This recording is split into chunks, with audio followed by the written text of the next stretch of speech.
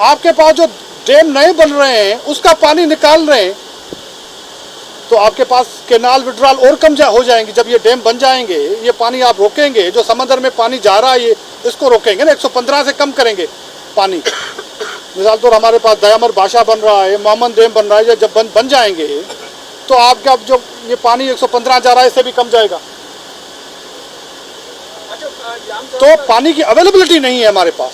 देखिए मैंने सारी बात यही की कि हमारे पास जो वाटर अकॉर्ड में पानी लिखा गया है वो 127 MF के करीब लिखा गया है कि 127 MF पानी जो है वो अवेलेबल होगा तो हम सूबों के दरमियान डिस्ट्रीब्यूट करेंगे। 48 पॉइंट समथिंग हमारा सूबा सिंध का पानी है MF, 55 के करीब पंजाब का है, 3.76 MF के करीब बलूचिस्तान का है, इसी तरह कोई 5-6 MF खैबर पख्तूनख्वा है और 10 MF रखा गया है समंदर के लिए।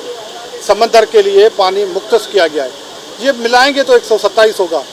पाकिस्तान में जो केनाल विड्रॉल्स थी, जो हमारा बार बार ये केस पेश कर रहे हैं, 97 से लेके 82 तक केनाल विड्रॉल थी वो 104 MF थी। आज जो हमारी केनाल विड्रॉल कम होके 95 तक रह गई है।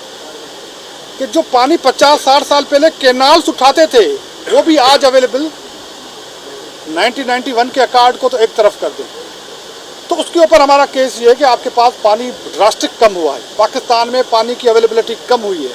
पानी हमारे पास अगर आता भी है तो बारिशों के सीज़न में आता है, वो किसी काम का नहीं रहता। अगर बारिशों का भी पानी हम मिला लें,